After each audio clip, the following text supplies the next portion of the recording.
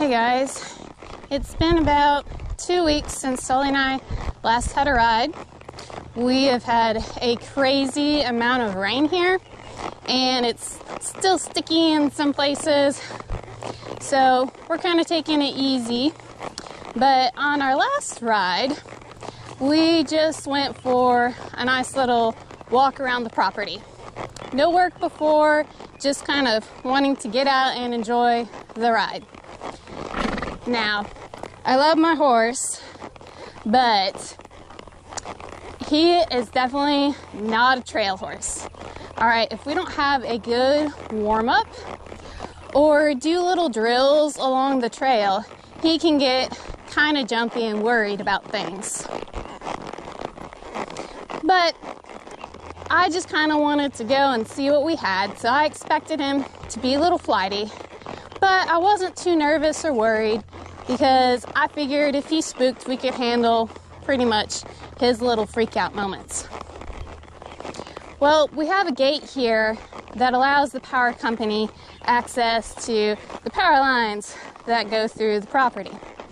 And you can pretty much guarantee that that is where Sully's gonna spook. We're gonna go by it today and we'll see if he does it today. But honestly, it's really not his fault that he gets nervous over there, because the neighbor has popped out from the tree line and surprised us several times.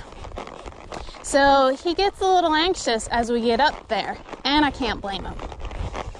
Well, this day was no different than the norm. First, he saw a piece of tractor equipment that's not normally parked over there. He kind of snorts and bows out from it, but he's so fixated on it that he doesn't notice that there's a cow just on the other side of the fence. And they normally aren't there either. So both the cow and Sully scare each other at the same time. Cow goes running, Sully jumps sideways, and I tell him, shush, she's being silly, it's just a cow. Once he realizes what it was, he goes prancing up to the gate and he's all interested in the cows. So once I'm satisfied that he's over his little moment of panic, I turn him and we continue on down the road. We get maybe 15 feet and a group of deer jump out at us from the tree line, take off running. Well, Sully's head shoots up and he shifts his weight to his back end, and we go forward and sideways in this fast athletic movement. He starts trotting off after the deer. All the while, I am cracking up at my horse. Now, the thing you gotta know about my horse is he's very heavy on the forehand. All right, I have been working really hard lately to get him to get his back legs underneath him, shift his weight from the front to the back so that he can be light on the forehand and nimble and athletic. See, he's already getting worried. He remembers what happened.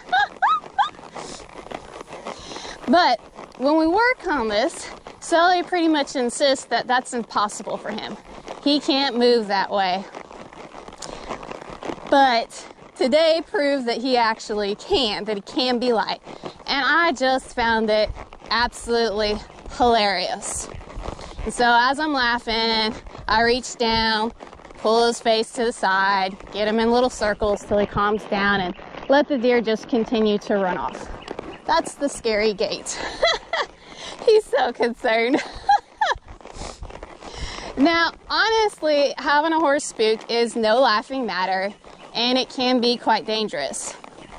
The reason I wasn't really nervous about it was two reasons.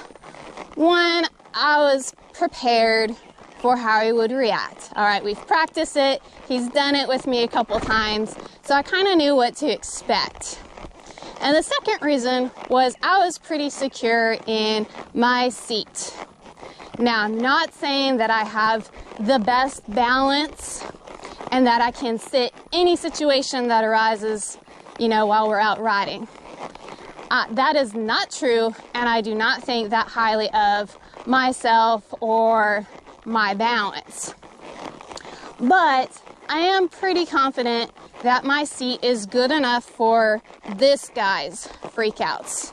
You know, we've had a lot of time together and I'm kind of used to him, so I felt confident in my seat for him. So your seat is something that riders work on from day one. All right, it's where security comes in. Are you nervous about that too? It's so scary. It's so scary. So your seat is something you work on from the beginning.